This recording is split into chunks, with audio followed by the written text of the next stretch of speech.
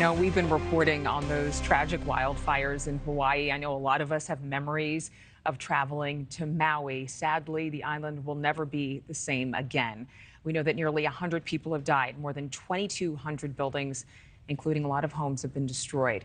A stretch of the island will, again, just stagger you. Look at this. It looks like a bomb went off. And we're hearing that it could cost more than $5 billion just to rebuild Lahaina. Just Lahaina. Meantime, there are church leaders, faith leaders, helping residents to recover. And that is going to be quite the journey. We want to bring in Pastor Kirk Milhoan, senior pastor at Calvary Chapel of South Maui.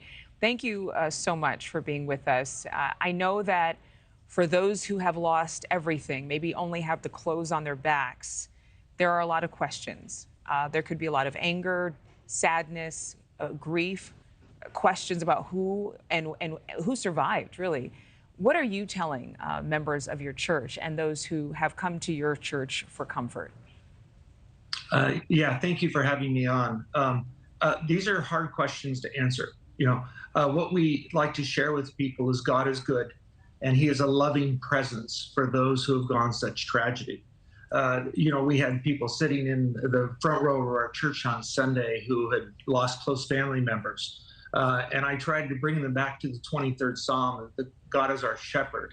And He'll walk us through even the toughest times. He'll walk us through the valley of the shadow of death. But there aren't easy answers to when you've lost everything, including loved ones. Yeah, and sadly, in times like this, you hate to hear it, but there are people who are trying to capitalize on the losses. I was watching TikTok videos, and one of the big videos that's popping up are warnings that there are people who are coming and trying to buy the land of those who have lost their homes and their cars and maybe even their family, and offering to purchase that land from them. They're asking people to be warned of this.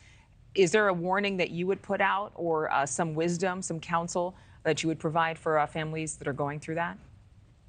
Yeah, I think that anytime a tragedy happens, there are always those who would try to prey on innocent victims. And I would encourage them to wait. There are a lot of resources that are coming into this island. There's an enormous outpouring of love and prayers and financial resources that are coming. And that's some of what we're trying to do, is get in touch with those people who have been so devastated by these fires, and bring them not only hope in Jesus Christ, but also tangible evidence that they are cared for, they are not forgotten, and that we want to hear their story and see how we as a community and as a church body can come alongside them. There are a lot of people who are prevented from moving into the neighborhoods they have loved and lived in for decades. How are faith leaders working with local government efforts to really just sustain these communities? Well, a lot of what we're trying to do is advocate for getting people back, not only to their homes that are undamaged in that area, but people are wanting to see, if they've lost loved ones, they have a desire to go and see, to be at that place, sort of to complete or start the process of their mourning. And so what we're trying to do as faith leaders is trying to say, okay, we understand there are certain restrictions on where they go to protect the remains of people who have not yet been identified, but how can we make a way for people to go over and really start to understand and deal with the grief that you would imagine when you see these pictures? Yeah, instead of being caught in limbo and somehow feeling like you're trapped and not able to get that resolve or get that closure. Pastor Kirk Milhoan, thank you so much for joining us, and we certainly wish you and your congregation the best. Thank you so much. I appreciate you telling the story. Thank you. Thank you for watching. Go to newsnationnow.com to find NewsNation on your television provider. And don't forget to click the red subscribe button below to get more of NewsNation's fact-driven, unbiased coverage.